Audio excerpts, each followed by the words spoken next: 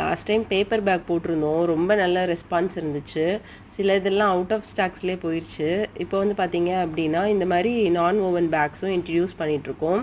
இந்த green colour ரொம்ப நல்லாயிருக்கும் பார்க்குறதுக்கு. அதே மாரி அதில் தேங்க் யூ அப்படின்னு கூட போட்டிருக்கோம். இதில் வந்து நீங்கள் கஸ்டமைசேஷன் பண்ணிக்கலாம். இதோட பேக் சைடில் வந்து கஸ்டமைசேஷன் பண்ணிக்கலாம்.